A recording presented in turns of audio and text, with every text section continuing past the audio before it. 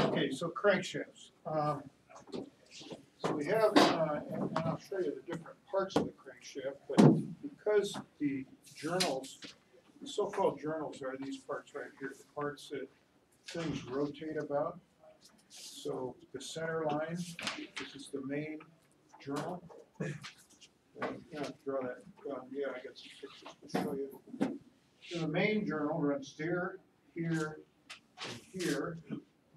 This is characterized as bearing 1, 2, 3, and 4 on this crankshaft.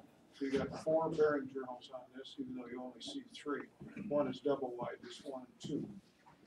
And then the ones that are offset in this case are this one here, this one, this one, this one. So you have the 4 journals for the connecting rods, right? So the connecting rods fit. Where's the other rod I tested? Bring that on up. So the connecting rods are split. Connecting rods are split and go around that point. Now, where you're at in your engine disassembly, it's possible to take the connecting rods off. I don't want you to do it, but I'll get with Landis and tell you what she wants you to do. These things fit on here like this. And that's what you're looking at right now through the big holes in the crankcase.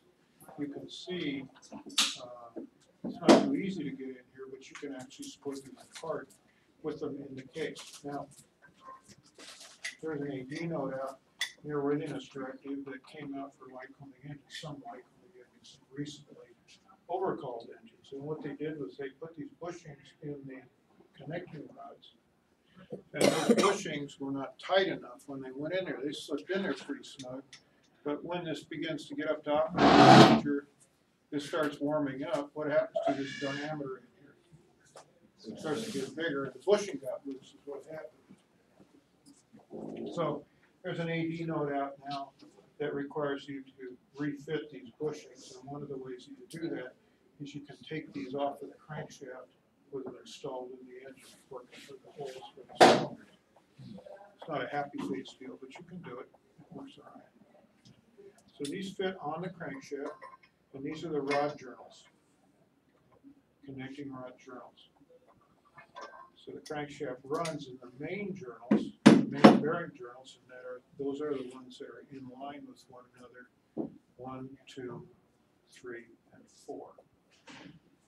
So they all have bearings, though, or just the channel one? They all have bearings. Yeah, they all have bearings. Yeah. So these are going to be what they call main bearings, and these are going to be connecting rod bearings here. Now, they'll look kind of the same. The connecting rod bearings are a little bit narrower. The end is, as you might guess, because the propeller is pulling on the crankshaft, it's always trying to pull it forward. Or if it's a pusher engine, it's always trying to push the crankshaft into the engine. And so what they'll have is they have an area on here called a thrust face. And that's this guy right here. And what that does is it's a wider area of the crankshaft. It only allows it to float back and forth so much. When you get your cases apart, you'll see how that works because it fits in a groove in the crankcase, and that's what keeps it from floating too far one way or the other. When you grab a propeller on an airplane, it'll clunk, clunk, clunk, clunk. Sounds kind of weird, some are more than others. But it's really on about 20, 30 thousandths of an inch. But it will go clunk, clunk, clunk, clunk, and that's his face contacting the bearing inside. Do engines in pusher configurations have different thrust bearings inside of them? No. It's the same, right? No. Yep. Okay. Does that part tend to wear out the most when it's clunky? No, not so much, because it's always bathed in oil. Everything, there's a maelstrom of oil around this thing, all the way around it constantly. So, oil pressure is created by what? Restrictions to flow. Or a restriction of flow. And so this will build oil pressure at about 60 psi. Every one of these rods has a small amount of clearance around the bearing. It's a very small amount. And so the pump is putting out way more than it needs to because you have that clearance, and all these clearances combine combined will give you the oil pressure in the engine. So let me ask you this, it's a good time to ask this question. Stay. If you have too much clearance on the bearings, on the crankshaft, what will happen to the oil pressure? It'll start to go down, right? And so if you start out, the engine is nice and cool, you just lit the engine off, you go out to the run-up area, warm it up a little bit, take off, and you have good oil pressure. And about 10 minutes later, you see the oil pressure starts going like this. What are you going to guess is probably the problem? Anybody? Take a swing at it. We were just talking about Excessive clearance. excessive clearance. Now, why all of a sudden would it have excessive clearance? Why in 5 minutes' time would it have too much clearance? You just put a bunch of steam in the engine, take it off. So things start warming up. What happens to the concentricity is there, but what happens to the size of that concentricity? Starts getting bigger, right? Starts getting bigger, and the clearances are bigger. And those clearances over however many of these that are worn out, they constitute enough to cause the oil pressure to drop. So I know for a fact that it takes the Leslie Field, probably at Montgomery, every airport around, there's 2 or 3 airplanes sitting around that the owners don't want to deal with. They'll take off, and that's exactly what happens. It's smiley face time on the oil pressure, and they keep thinking it's going to get better. But after they're in the air 4 or 5 minutes, the oil pressure starts to drop. And that's because the bearings are worn out in the engine. And it's not something you can feel. So first thing you do is crank up the oil pressure. So when you start the engine, what's the oil pressure going to be? It's going to be way high, right? So they try to compensate for it. Now engines have oil pressure ranges between probably about 15 or 25 psi all the way up to 70. So 70 is a good operating range, 60 is a good operating range, 55 is a good operating range. When the engine is operating at fairly high power, you don't want to be operating at 25 psi. Would you guess? It's because you're not flowing enough oil to keep it cool, but you're also not flowing enough oil to lubricate anything because it's all going out, it's all squeaking out past all those clearances. So the clearances on the bearing is super important. You're going to be measuring all those things. So if something does get damaged, a piece of metal goes through the crankshaft. Maybe it got hot, turned the surface blue a little bit. What we do is we can take this diameter, we can turn that diameter down until we get back in a nice clean steel again. But you can only do it in like 3 thousandths. It's called a cleanup. You don't have to change the bearing. You put new bearings back in your standard size bearings. You can go 10 thousandths or 20 thousandths undersized. That means you can take 10 thousandths off each side, or you can take 5 thousandths off each side. But then you have to replace the bearings. So what happens to the bearing to compensate for that wear? Bearing has to get thicker. The bearing has to get thicker to compensate for it. So people will straighten these out, clean them up, and a lot of times guys will put standard bearings back in. And so what does that do to the oil pressure? It's going to be lower. It goes right in the can. Exactly right. So know that you can only go so many undersizes. Now, why can you only go so many undersizes? Because then you start having strength problems. Too weak strength issues. Remember, Metal. the hardening only goes about 30 or 40 thousandths deep, 30, 40, 60, somewhere in that range. So you can't go through the hardening. If you go through the hardening, now you got a soft steel crankshaft again. That's not really good. Good. So if you file it down like that, I'm assuming manufacturers make oversized bearings. Yes. Yeah, exactly right. Yeah. What you do is you grind it. It goes on a machine while it's turning. It's kept cool. You'll notice, if you notice these crankshafts, I'll leave this one out. You haven't seen yours yet. There's a fillet in there. Nice, smooth, round edge in there. Why don't we just put a nice square corner in there? Well, grinding wheels have square corners on them. Why don't we put a nice square corner? Stress concentration. Less stress concentration. Exactly right. less stress concentration. If you have a square corner in there, it's always going to try to break about that crack or that square corner. So we put a little what they call a fillet. It's a nice little round pocket in there along that surface, and it allows the stress to be spread out in any given direction instead of being concentrated in one area. Now, sometimes guys, and home builders are especially guilty of this because they're not held to the same regulation that type certificated people are. And so what they'll do is they take their crankshaft down to some engine guy, some automotive engine guy, engine Eddie, we'll call it, right? Take them down to engine Eddie, and engine Eddie regrinds the surface for them. Engine Eddie doesn't know enough to not put a fillet in there. What they do is they cut a nice square corner. Next thing you know, they got a broken crankshaft. So keep an eye out for that kind of stuff. Yeah, if you start working on these things. Okay, so you got the crank pins. These are the pins here. They're attached to the connecting rods. You got the main journals, and then you're going to have some kind of an output attachment. Now they vary. This one here happens to be a flanged output attachment. So the prop goes directly on this flange here, and that's what drives the propeller.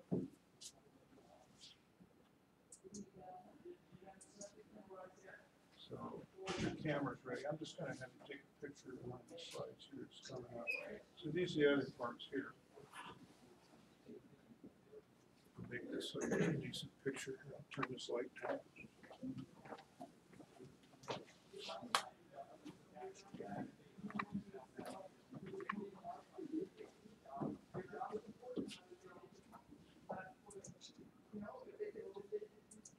Okay, so why don't you get yourself a photograph of that. One of the checkouts you're going to have is going to be doing a run out on this crankshaft. But you're also going to be explaining to land or Mark the various parts of the crankshaft. So get yourself a picture if you haven't already. So we talked about the main bearings. We talked about the thrust and anti-thrust surfaces. We've touched so the sludge chambers. So this thing's rotating fairly high rate of speed all the time.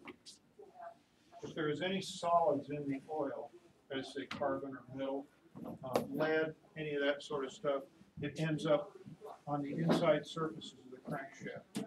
It also squeezes the oil out of that sludge. And when it does that, that stuff tends to solidify in there. But it's a good place to catch it and not allow it to circulate through the engine. And so you end up with these places called sludge chambers on the inside of the crankshaft. And this crankshaft here, inside here, is a sludge chamber. Centrifugally, it's spun out and thrown against the walls, and what it does is over time it'll squeeze the oil out of it, and so the only thing left there will be solid particulate. You're also going to have oil passages inside these crankshafts. You carry oil from the main galleries out to the rods. So in this case, there's a passage that starts here in the main. It runs out across this way. There'll be tubes in there, and it squirts out here. So not only in this thing during operation does it leak oil across the surface here around the bearing, but it's also going to leak oil around here. To have flow, it's got to have somewhere to go, right? Doesn't have some place to go, you don't have any flow in there. Yeah. And that's where you're getting your loss of engine pressure. Yes, that's where the oil pressure is going to be lost through that area. So the pump is capable of putting out probably 500 psi. We regulate it down to about 70 psi with the losses that we have in the engine here. So it has more than enough capacity to move oil, but it knows that it has to have some losses there to flood the inside of the engine. Everybody got your picture? Yeah.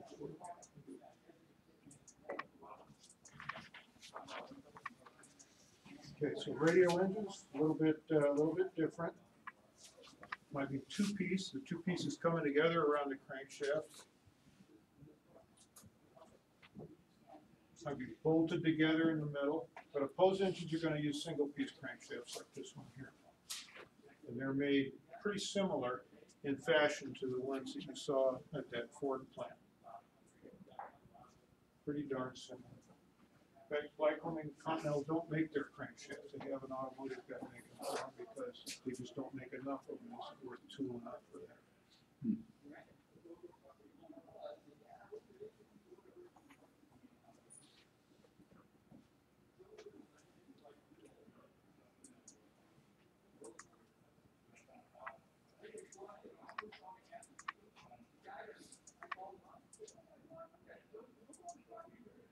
So inspection and repair on this.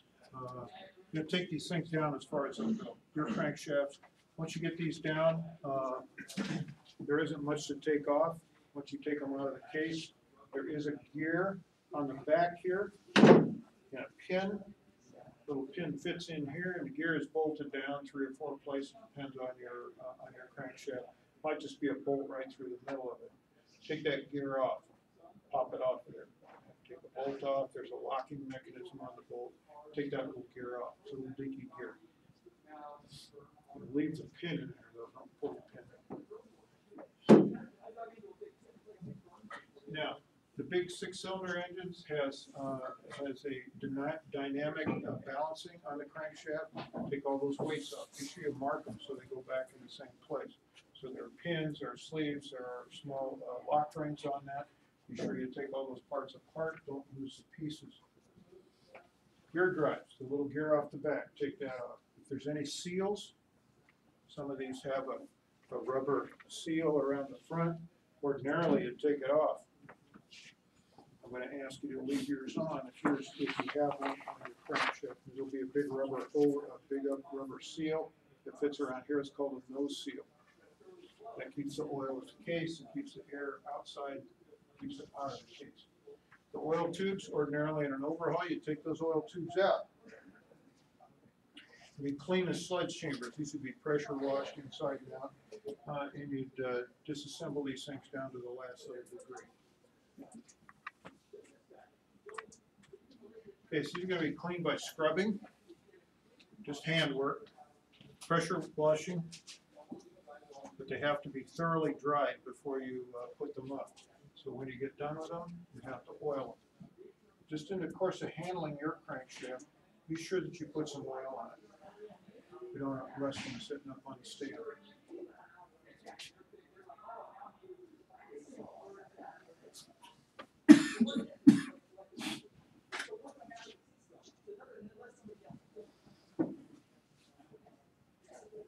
When you say light oil, what kind of oil do you mean by that? Just engine oil. Engine oil is good, just a thin film.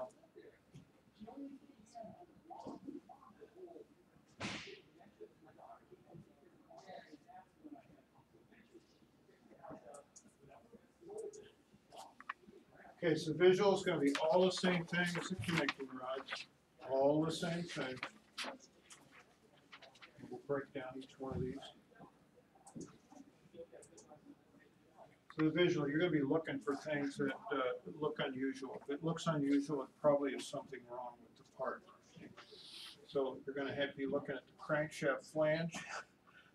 On the flange, you've got some things that are called nuts. They're pressed into the end here. What they do is they take the bolts that hold the propeller on, so they screw down into these things. So make sure they're all snug. If they're not snug, you replace them. Any major damage, handling damage, usually is dents and gouging for people just dropping them and rolling them across the table, not taking good care of these things.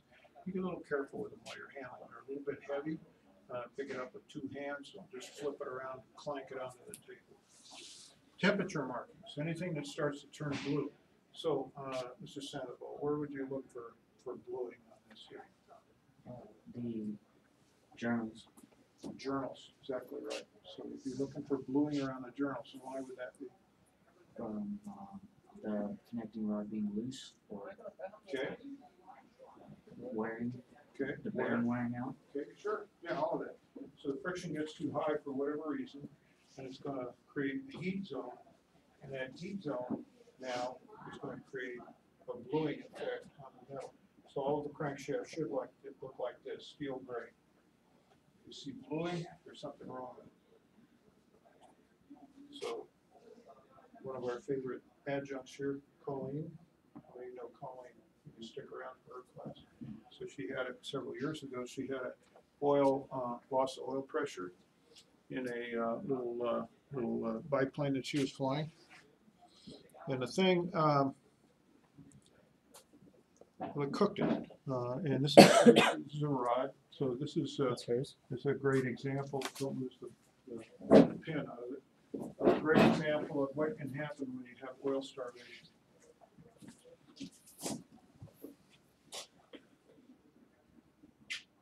So any kind of abrasion on here, so most of this is handling damage. Most of this doesn't occur while it's inside the engine cases. Any kind of abrasion is handling damage. And always think carefully. What you guys that crankshaft cost right there? Any $1,000, Mm-hmm.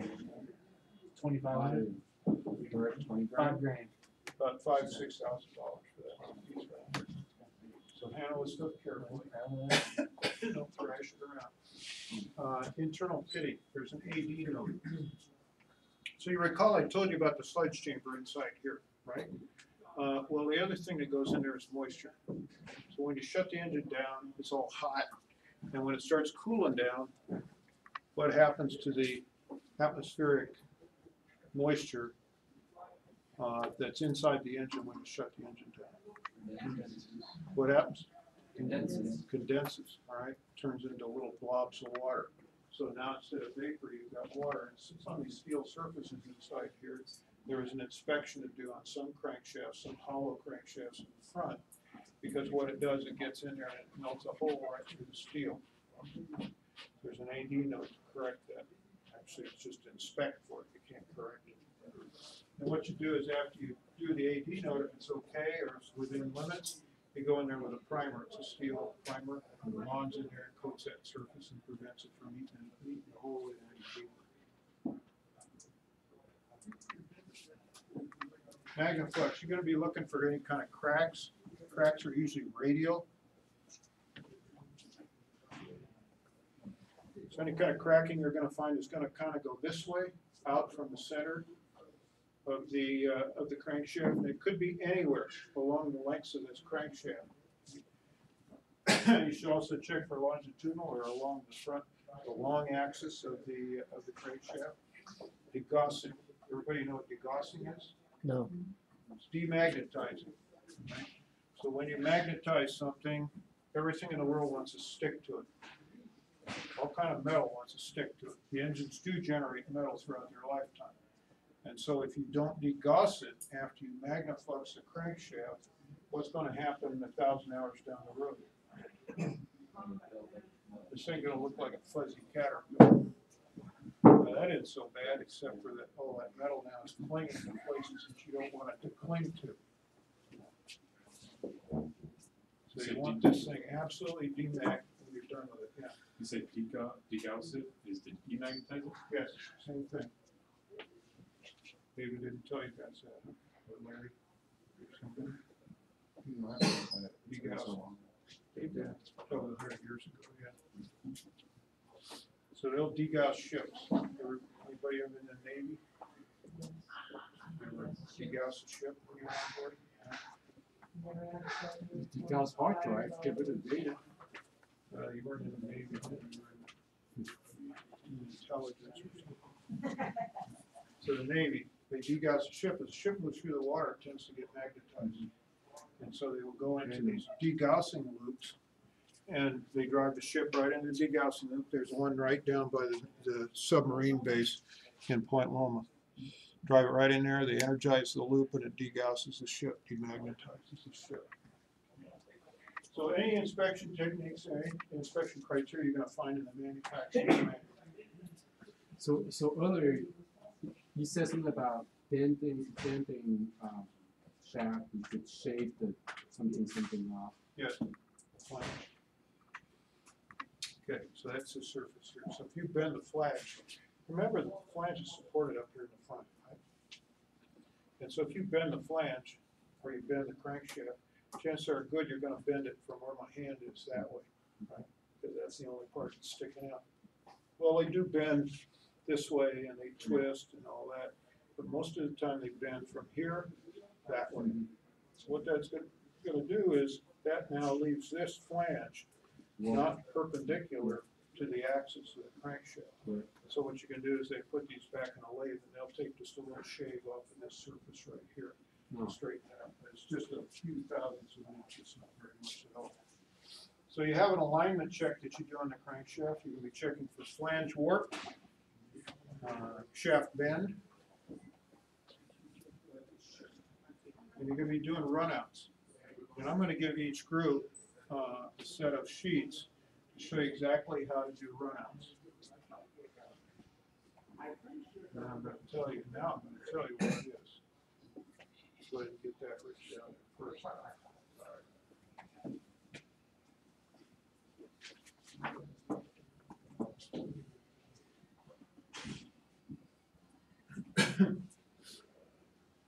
How many of you used the dial indicator before?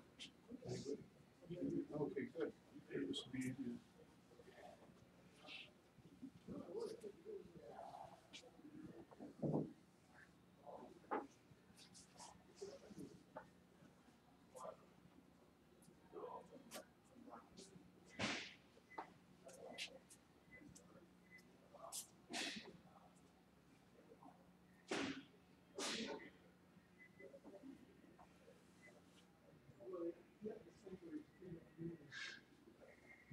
I don't have enough numbers, but this will work okay.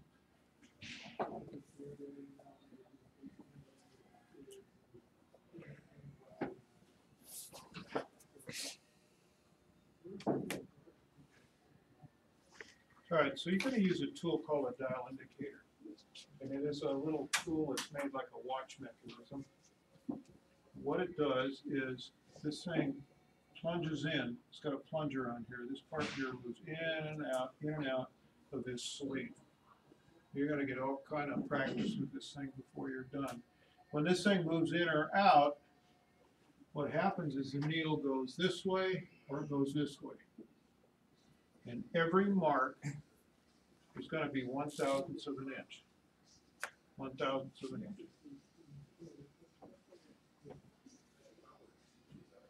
Okay? Every mark is 1/1000th of an inch. And so what you're looking for is the amount of bend in this crankshaft. So what you're going to do is you're going to support the crankshaft two places horizontally. We have some rolls out there. You've seen them, I'm sure. You're going to support this thing like this, and you're going to turn it in the rollers. And somewhere between where my hands are and one of the 2 or 3 places that are available for you there, you're going to introduce this, and you're going to preload it. You're going to load it up about 25 or 30 thousandths of an inch. That needle's going to come up, sit up about here, and then you can start turning it. When you start turning it, ideally you don't want to see that needle move at all. Because if the needle doesn't move, that means there's no deflection in the shaft that you're checking. So you can use this for valves, you can use it for camshafts, you can use it for all kinds of stuff. So if you have that crankshaft mounted here, needle's not moving, you're golden. But if it starts moving 3 or 4 thousandths of an inch or more, then you got a little bit of bend going on there, some deflection of some kind. So what this is going to do, if this only moves 1/1000th of an inch, it's called 1/1000th TIR.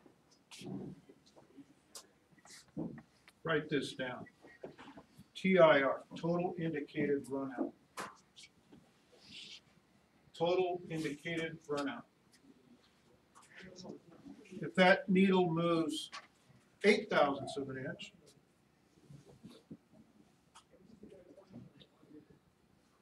that's called 8 thousandths total indicated runout. Now this is all the deflection is on the needle, from the lowest to the highest. It's not 4 up and 4 down, or 6 up and 2 down. There's a total indicated runout of 8 thousandths of an inch. Y'all got that? And that's the way you're going to measure it. Now, a lot of people, this dial is indexable.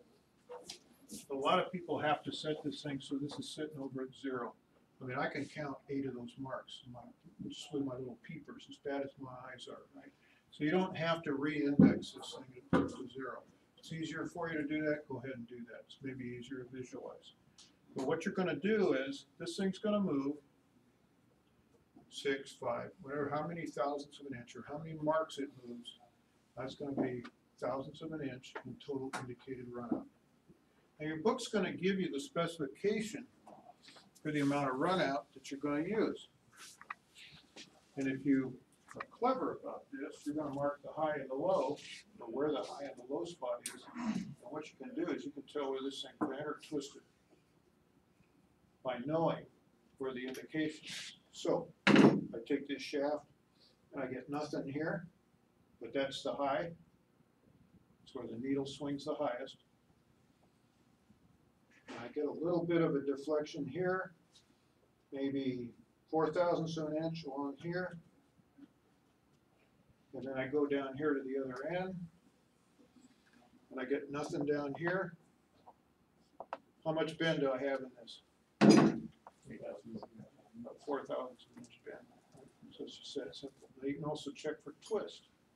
So if you get nothing here, you get 4 here, and it goes back to nothing here, how much twist do you have? About 0.04 of an inch twist, right? So know that you can kind of interpret this and use a magic marker on it. You're welcome to do that. And then when you're done, wipe it off with some acetone. So not everybody's, you don't have 500 marks on the thing. And then come back and then oil that surface again after you're finished. So this is how you're going to do it. You're going to be measuring the main runout bearing from all the journals, the shaft bend, and the flange warp. So this is called the radial runout here, and I'm going to give you copies of this, the important ones. It's going to be supported here and here between 1 and 2 and 4. You're going to do a radial runout on it.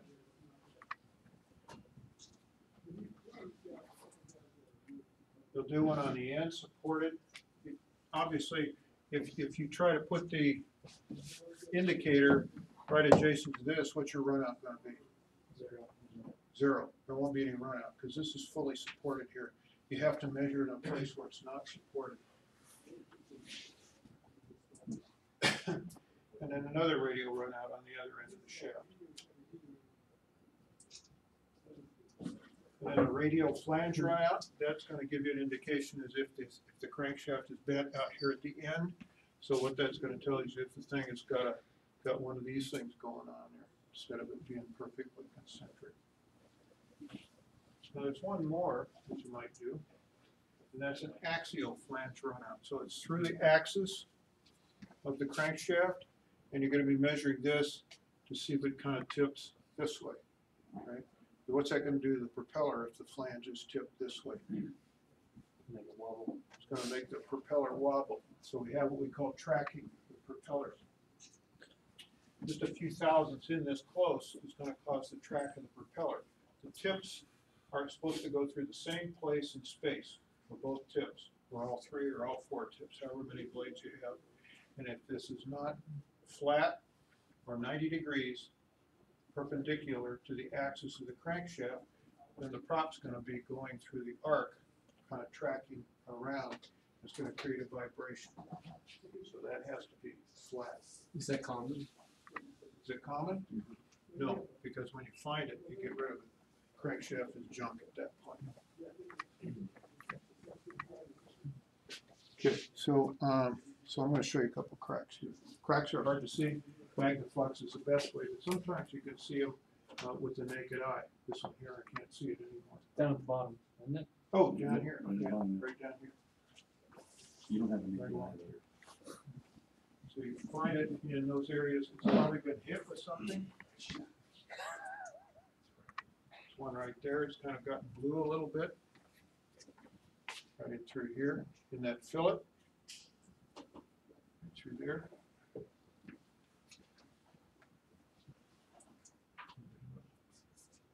So, if I may ask.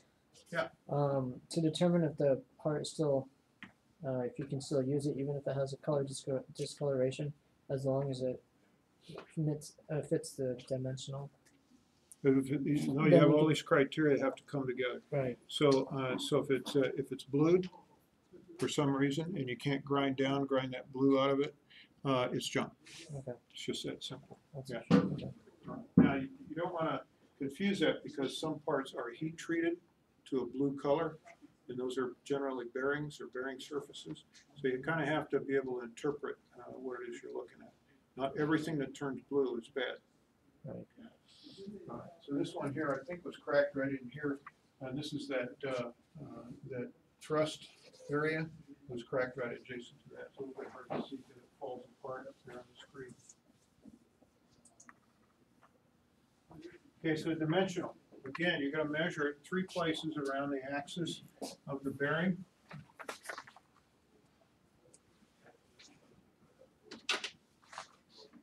You have a bearing journal.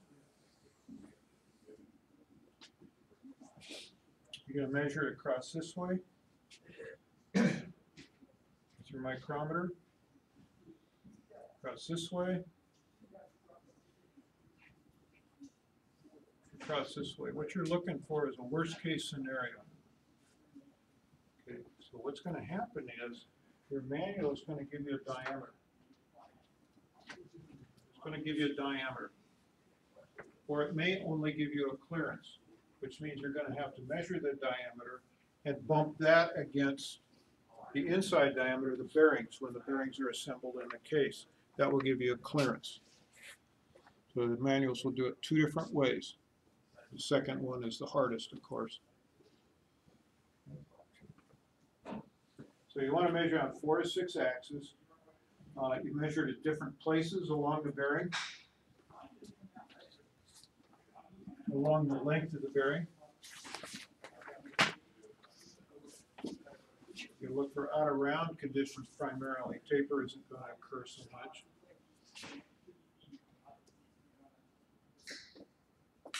So those are the parameters you're going to be looking at on a crankshaft dimensional inspection.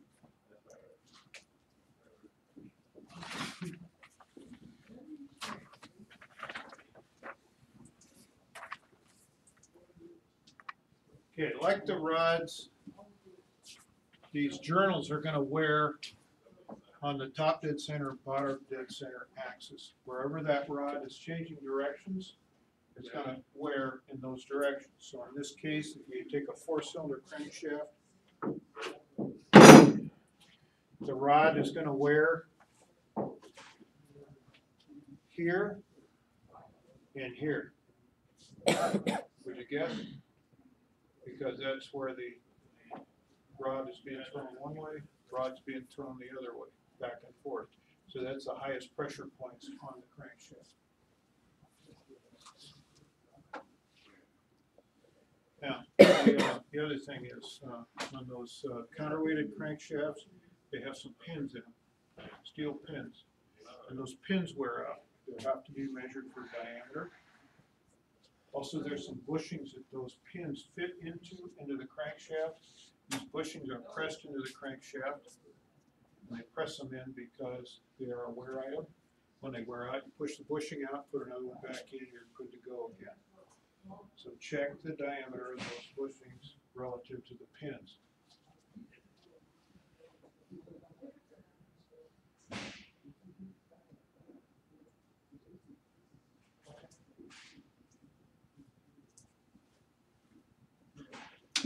Now, I recommend when you guys do your measurements, whether you're working on cylinders, or you're working on the engine cases or the crankshaft, whatever you're working on, I recommend that you batch it. Okay. Everybody sit down. You've all got a cylinder. All sit down. Do all the bores on the cylinder at one time. Measure all the valves at one time.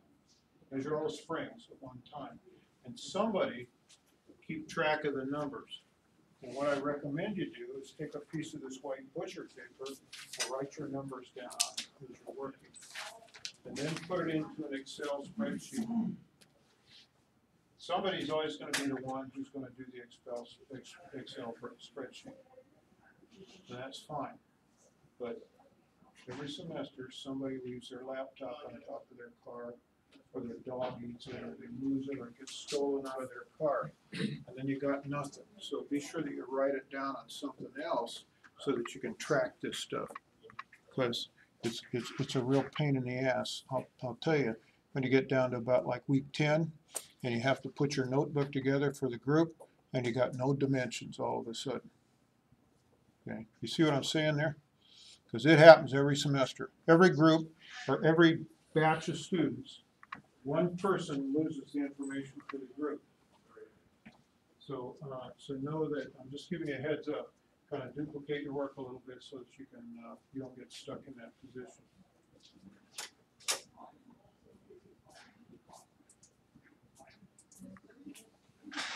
Okay, so those dampeners are held in by pins. They're hardened steel ground pins, but they do wear out. They're held in by plates. They're little round discs. They look like a washer almost.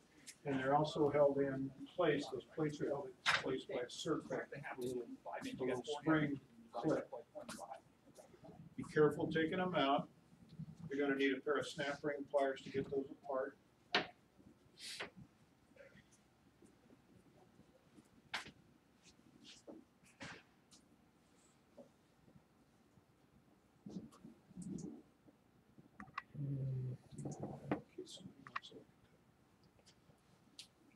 Who's the people with the 6-cylinder engine here? Okay, so you guys are all paying attention to this, I hope. Because you've got a little bit of extra work because of the nature of the engine. So you've got 6 rod journals instead of 4. You've got 2 extra, excuse me, you've got 2 extra main journals on the crankshaft. You've got the extra counterweights, the bushings, the pins, all of that stuff. So you've got a lot of little extra parts. So, so be sure you maintain control of all that stuff.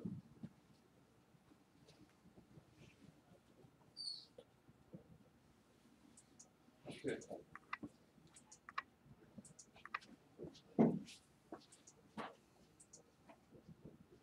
Okay, so now crankshafts do fail. Not very often, but they do fail. And usually you can go back in their history somewhere along the line and find out if they've had a ground strike or a sudden stoppage. So what would you guess constitutes a sudden stoppage? Lack of oil. What's that? Lack of oil. No, not so much.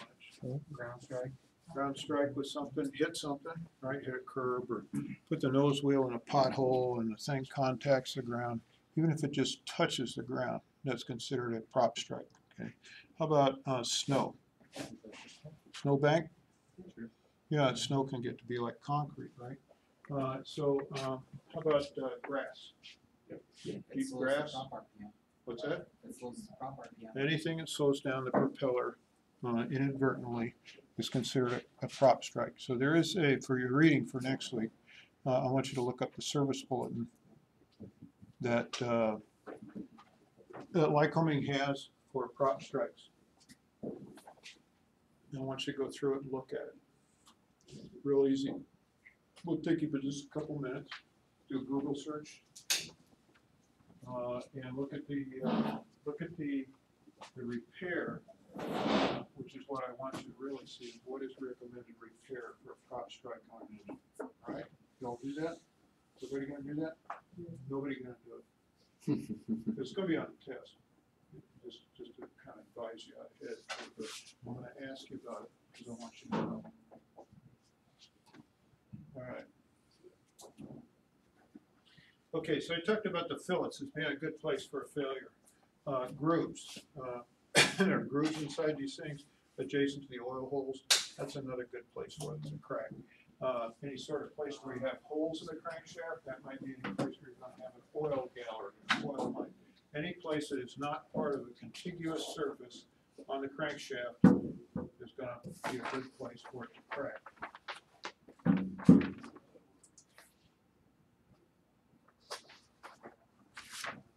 And then way down at the bottom, there's possible manufacturing defects. So what these things tend to do is they tend to twist, breaking and twisting, or a torsion movement, because the propeller, of course, if you strike something, the propeller stops, the crankshaft still turning, it tries to twist itself off. but just through the power impulses, the continual power impulses going into the crankshaft, it may try to twist itself and break. And you end up with a tensile failure across those areas. And what happens is improper work on these things. It can be bad work hardening on the parts. It could be improper heat treat. So I was talking about engineering grinding these surfaces here. So engineering grinds those surfaces, and he doesn't use a coolant when they grind the surfaces. What's going to happen to the surface of the crankshaft? What's that? It's gonna do metal. It's going to get it hot. Right, exactly right. It's just going to cause heat checking. So it's going to look like chrome plating on a cylinder. The only problem is these cracks go down into the metal and can cause a place where the crankshaft's going to fail. The other thing is torsional overload. That's going to be caused by stopping the propeller and the engine still running. So the crankshaft can just shear and just break.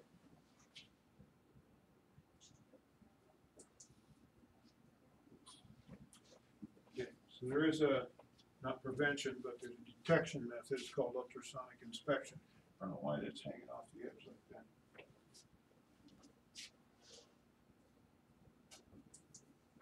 Okay, so here's a failed crankshaft here.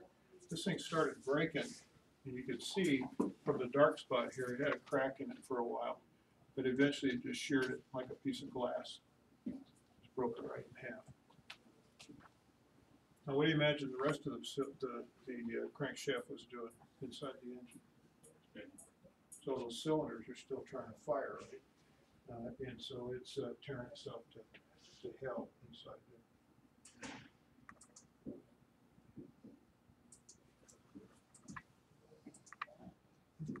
All right, so I talked about that already. The shear failure is just twisting apart. The localized stress riser, some nick or ding or damage or something is going to cause it to break. Improper fillet grinding, square edges in the fillet is going to cause these to break. And also the grinding with no coolant is going to cause heat checking on the surface, and those cracks are going to propagate into the crankshaft. So when you get a crankshaft back from an overhaul shop, look at it real carefully before you install it. But something that small, you have to have special.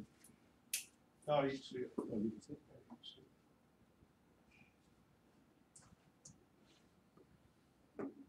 Okay, so we got all that.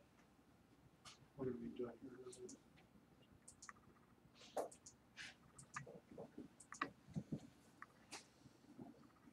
Talk about that. Yep.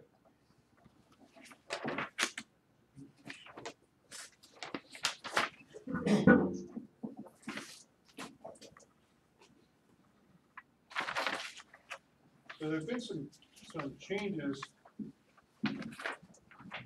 over the years to the crankshafts, and one of the things when they make the steel for the crankshafts, they now do what they call vacuum arc remelting. So what they do is they take the steel as they get it at the mill, and then they use in a vacuum. They use an electric arc to melt that steel again. And what that does, that chases the impurities out of the steel. Sometimes it's hard to see where the impurities are inside. They introduce carbon dioxide in, which acts like a flux and carries that material out of the steel, which gives a very clean steel, very pure steel, and so it is a stronger steel. It's called a VAR crankshaft.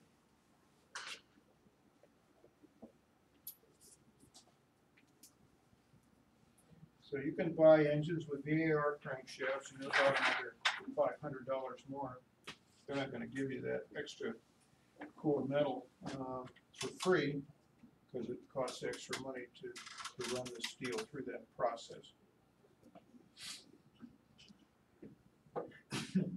So they run all the steel through that and then make the crank from that steel. Yes. Okay.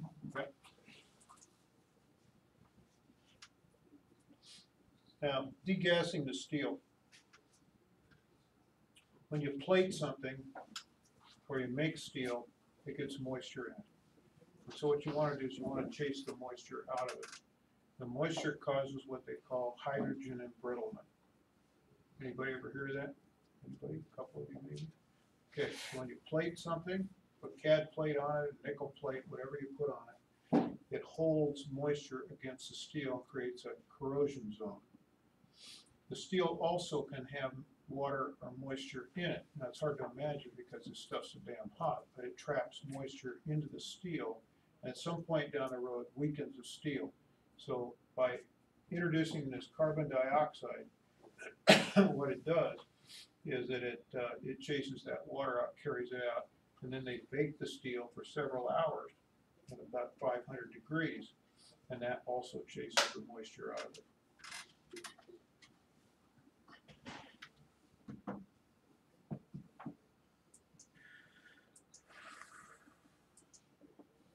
Now the other thing that's going to break it is high cylinder pressures, changes to the shape of the crankcase or the crankshaft. Things start moving around, especially if the bearings are worn out. And this is going to be usually in vicinity, somewhere near the crank pin.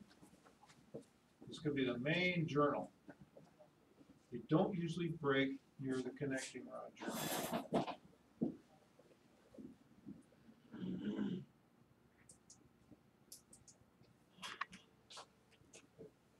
So, too high a cylinder pressures can be caused by too much power being applied to the engine. This is through turbocharging or supercharging.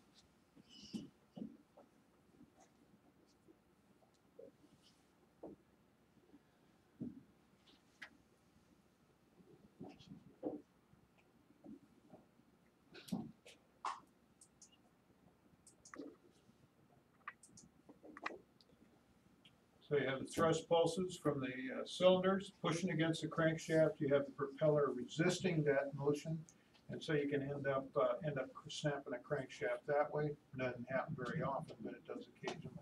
And three-blade propellers can set up a harmonic vibration in the crankshaft that will cause it to break as well.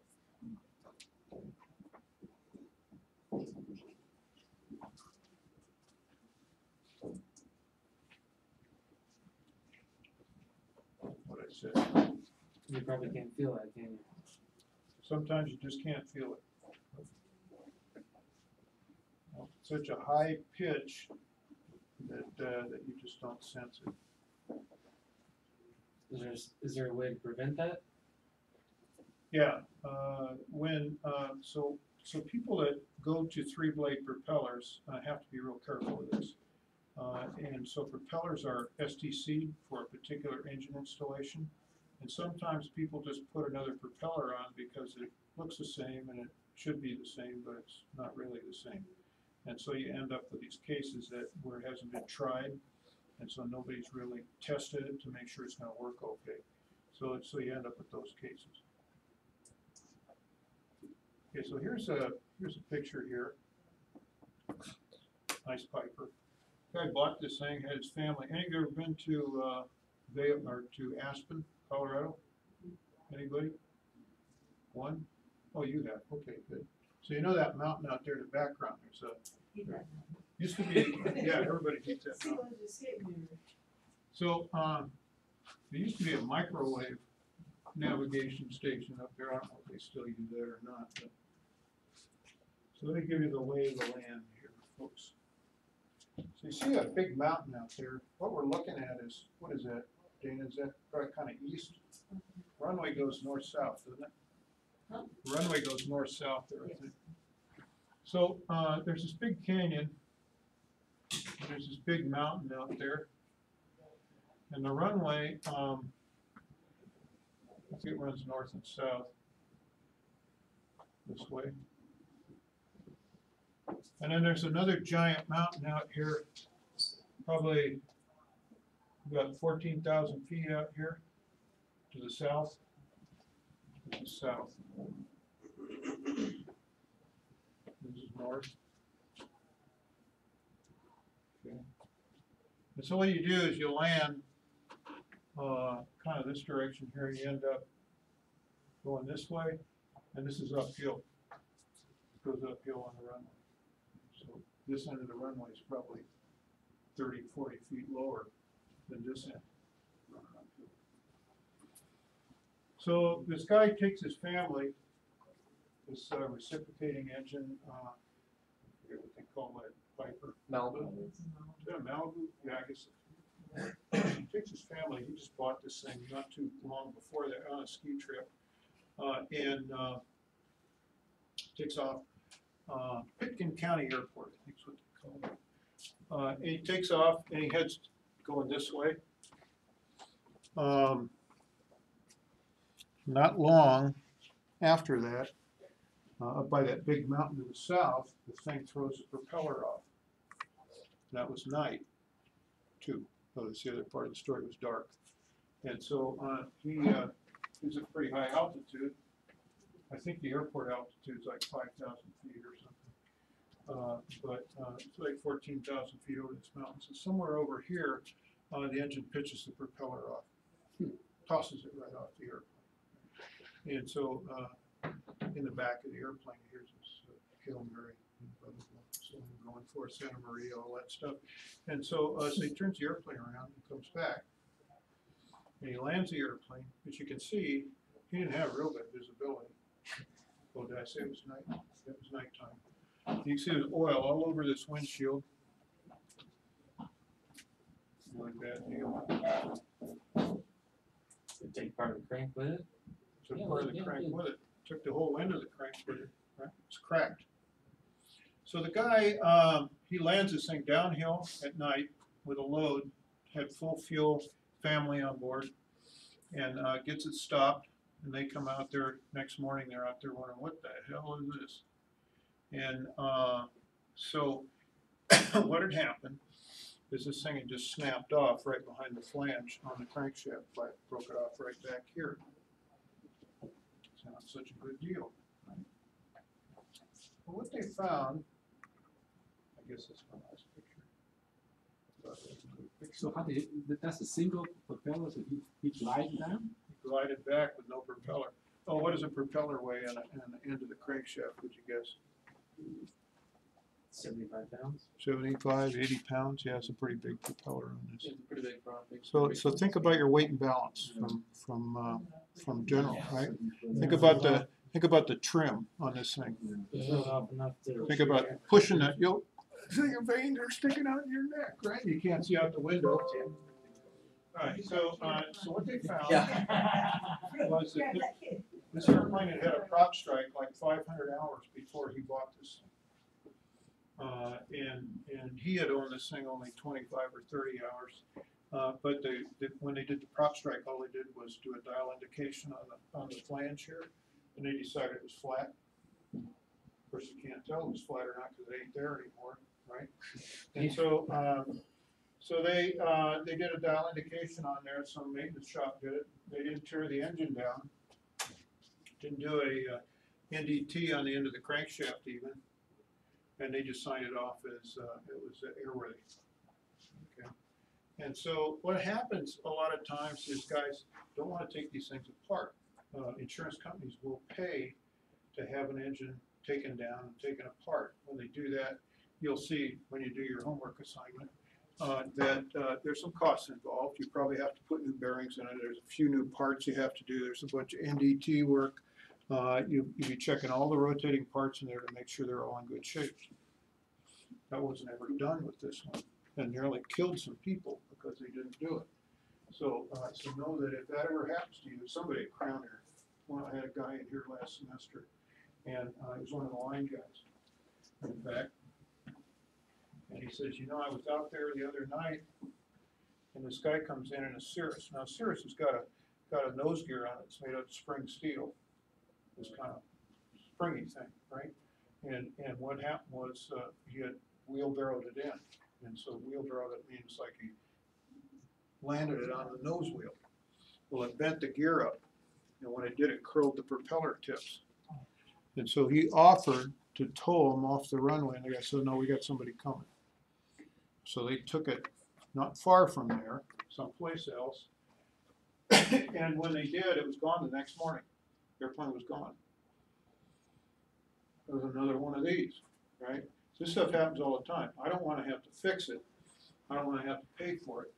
But the airplane flew away somewhere, so they put a new nose gear on it. It only takes about 10 minutes to do that. And they put a new prop on it and away they flew it. So somebody is gonna get hurt with that thing. Seriously, composite prop, right? What's that? Seriously, composite prop, right? This one had a Q-tip, or not a Q-tip, a Hartzell scimitar. Scimitar. Yeah, no Yeah. scimitar. Yeah. But a Sirius has composite prop, right? Not all of them. No. Most of them Depends. have the scimitar. It depends. So this one had a curly tip on it. Yeah, the one that pops up. Mhm. Yeah, if it was composite, it'd been splinters all over the place. Yeah. So be careful when you get involved in these kind of deals. Don't ever get yourself backed into a corner like this. Because now this guy here, who's some brain surgeon or something, he's going after the guy that owned this thing before, and he'll win. He'll win easily. Because at service bulletin, while you don't have to do it, there's good cause to do it. And this shows why they have good cause to do that, right? So don't get yourself in that position there. When did this happen?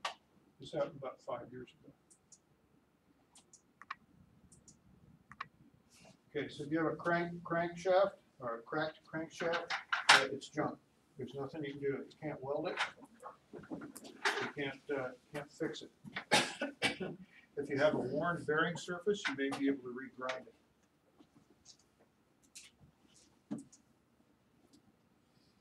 If you have a bent flange or shaft, most cases you can't straighten a bent shaft, but you might be able to shave just a little bit off the flange, off of this surface of the flange here. You won't take anything off this side here, because that's not going to do any good. But you might be able to shave a few thousandths off of here to straighten that up.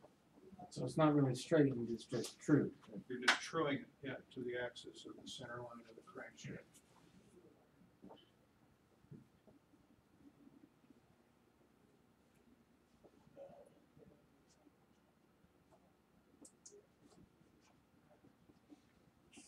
So there's no welding allowed on these crankshafts, zero. I told you the other night about the guy who has an ED note against him. Did I tell you that story? Well, yeah, this included that too. What he needed a little more weight on there, so he just take his big grinder and grind it off. If he thought it needed less weight in some spot, but sometimes he would just actually take his arc welder and go bzzz, buzz some metal on there, and then he would grind it kind of smooth. What he's done is he's just taken the heat treat right out of the crankshaft.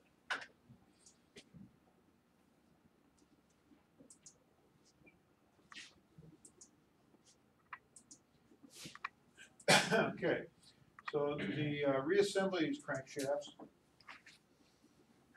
and Land will show you how to put a Welsh plug in. A Welsh plug is nothing more than a freeze plug. How many of you know what a freeze plug is? A few of you. Okay, freeze plug goes in the end here, keeps the oil from running out on the ground and fits the pellet.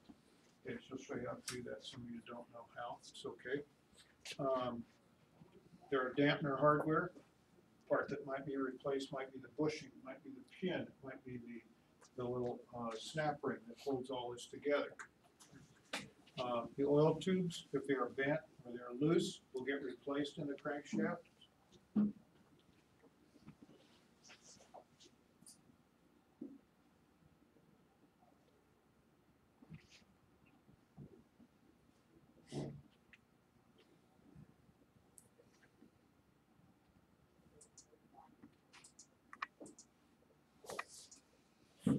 The dampeners. The dampeners are of different weights or modes, and the dampeners have to go back exactly where they came off. At the factory, they take the dampeners and they balance the crankshaft with the dampeners on them, on the crankshafts.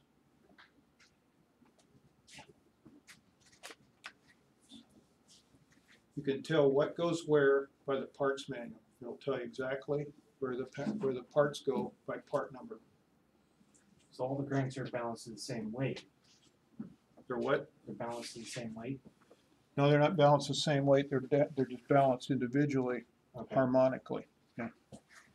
Yeah, so you might have, one crankshaft might be a little heavier than another, Mhm. but they'll use different weights of dampeners for an individual crankshaft. So they'll depending on the classify that within a part number, and then that particular part Yes, number uses goes in that particular spot, weights. yeah, Okay. yeah. Okay. And the reason for that is cranks only turn one way, and so you have to have a lead weight and a trailing weight. And so they'll come up with a combination that will fit on the crankshaft. Was that the high and low you're talking about for measuring the bearings? The lead and.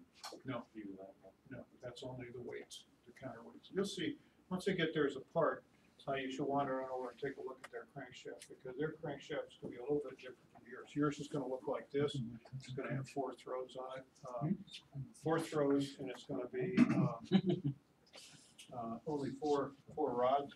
But when you start getting up into 6, they're not 180 degrees apart from one another like these are here. What they start doing is they start going 120 degrees apart because of the extra 2 cylinders. So you're going to see that the vibration differences can be significant because of the location of the connecting rod on the crankshaft.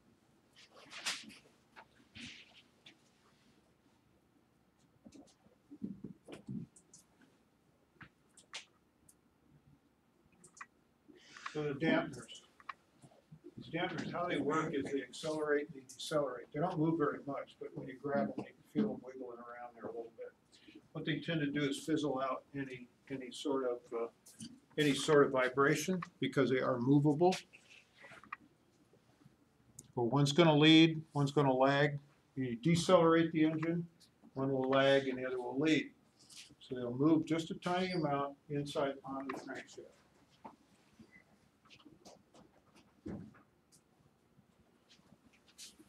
Now, one thing about operating an engine that has counterweights on it, and most of the big 6-cylinder engines have counterweights or dynamic weights, you have to be careful. You can't be throttling the engines rapidly, because if you do, those things are banging around and clanking around on the crankshaft, and they'll wear those pins out, wear the bushings out. And when those pins or bushings wear out or break, you have a lot of weight, you're turning them very, very quickly. If you break them or you wear them out, that thing gets loose. There's 2 pins holding each one of those on. So if one comes loose, it releases the other end, and it swings like a pendulum. And centrifugally, then, as it rotates with the crankshaft, it can turn into a scythe or a knife. It's going to cut the engine right in half. So you want to be real careful throttling those things.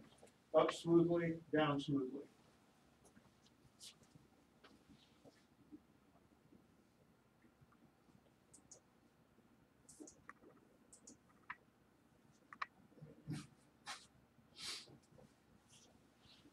Okay, so you can read that.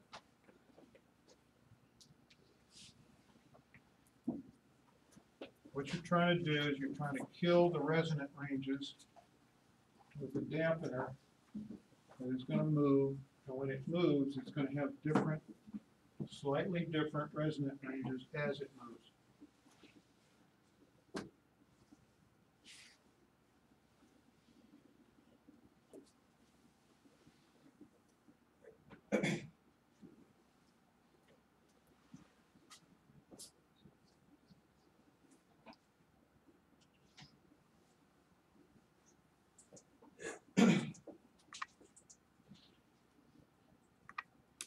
So these ranges are called orders.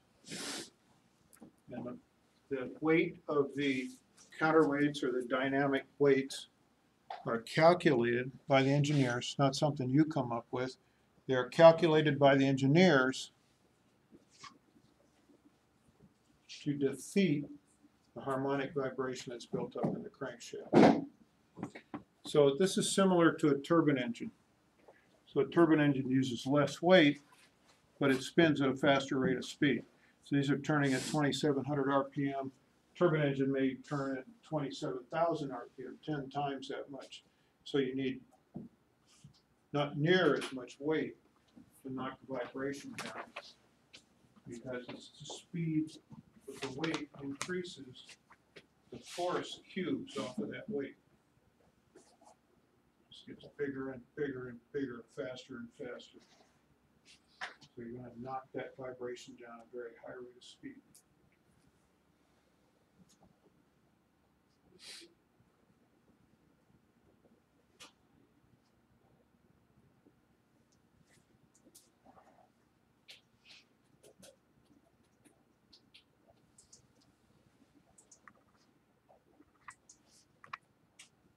Now again, those rings or the inserts are hardened steel.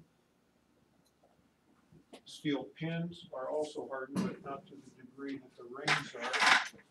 So you have one is going to wear, one is sacrificial to the other. But any kind of rapid throttling is going to break the pins.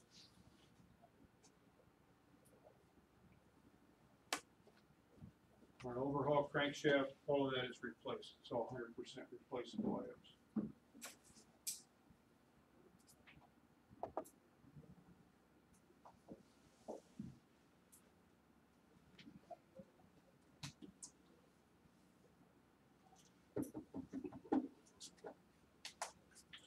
That IPC should have the correct dampers too.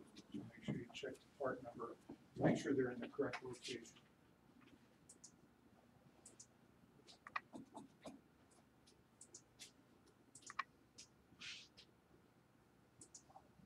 Now you've got a gear on the back of this thing, up on the back end of the crankshaft. And this is the gear that times everything in the engine to the rest of everything else in the engine. It times the camshaft, it times the valve operation, it times the magnetos, it runs all the other small gears in the accessory case. This little small gear you're going to see on the back here, you probably already can see it. You're taking your accessory housing off. Mm-hmm. That little gear is kind of an important part. It is a heat shrunk part. It will fit on there very, very tightly.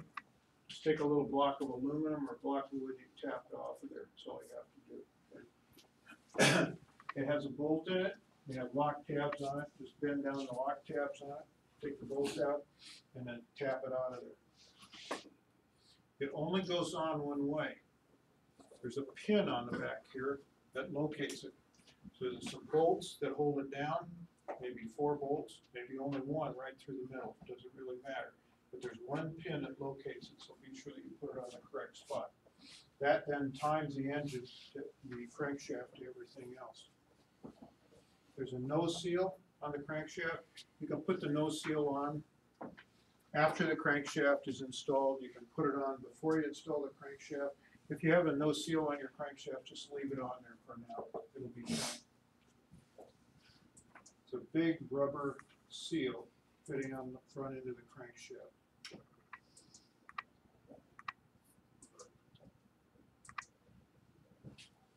This area here is where the nose seal rubs on the crankshaft.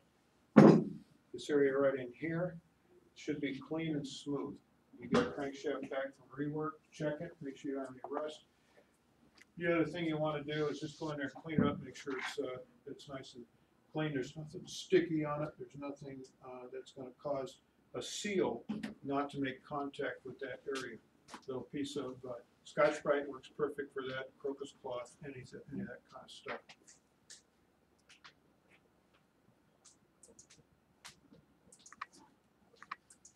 So the different kind of output attachments. We're almost done here. I got a couple more slides to go. So write these down. The different types of crankshaft output attachments. So this one here is a flange attachment.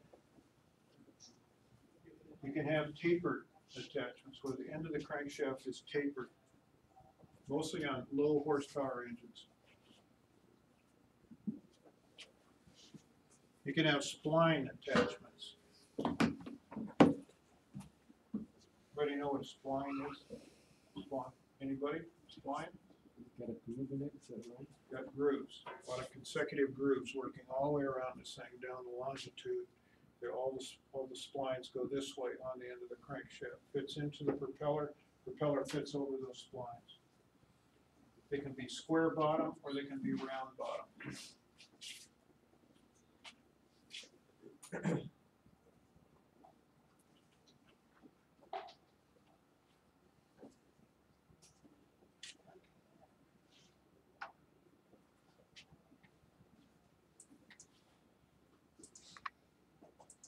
So you can have 6 and 8 hole patterns on the flange shafts. You have 3/8 and 1/2 inch bolts, depends on the propeller mounting that you have. A lot of times they have alignment bushings in here that allow the propeller only to go on one way. So you put it on one way, and that's the position that prop goes on. They have lightning holes in the flange. Now, most higher horsepower engines don't have the lightning holes because it weakens the flange. But there's a lot of metal there. By taking those holes out, they can save a lot of weight on a crankshaft.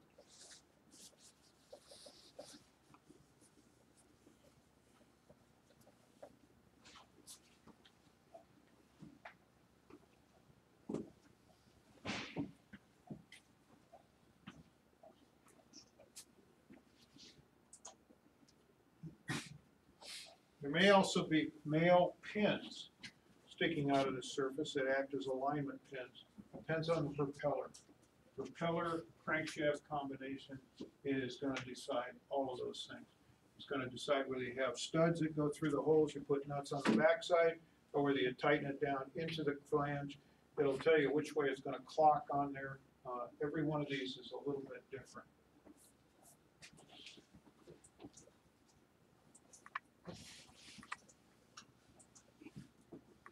Find any cracks in these areas around these holes, that's going to be junk. It's going to be rejectable. Don't want that flange having any issues whatsoever.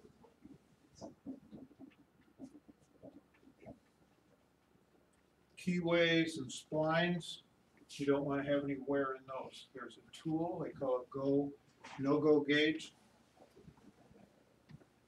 If you can fit the tool in, the spline is worn.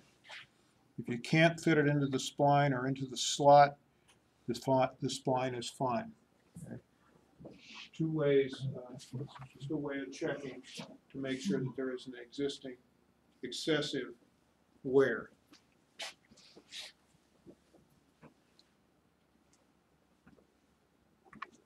So crankshafts are really pretty simple. All the usual stuff, just look at it. If you see wear or color, or you see dents or dings, you've probably got a problem. It's just that simple. So every time you got a prop strike, you gotta take everything apart. Take it all apart. Take it all apart. Yeah. Most shops will do labor on a prop strike for about $1,000, $1,500. So split the engine, take it all apart, look at it, and then there's going to be some parts. So there'll be gaskets and there'll be rings, and there'll be pins, there'll be all kinds of little bits and pieces. But it's not like an overhaul. A lot of people, if they're real close to an overhaul, will just decide to go ahead and pay for the overhaul because they're already $1,000, $1,500 into it at that point. The insurance company will pay for that. But ordinarily, it's going to cost you around $4,000 or $5,000 to do a prop strike overhaul. It's not cheap, but it's a whole lot better than having the thing sign off in the dark over a mountain somewhere. Anybody, any questions? So can you look at the logbook and be able to determine? Sometimes reading between the lines, yeah. Nobody will ever really say, I don't think anybody's ever really going to say that they just decided not to do a prop strike inspection. But what they'll say is that you read something like we did a dial run out on the flange and it was fine, and that's all they'll say. And you think, well, during the normal service history of an engine, you wouldn't ordinarily do that. So why did they do that? So, yeah, you can kind of read between the lines on this stuff. Yeah. Anybody else? Okay, well, Land, I'll see you tomorrow. Have a good evening.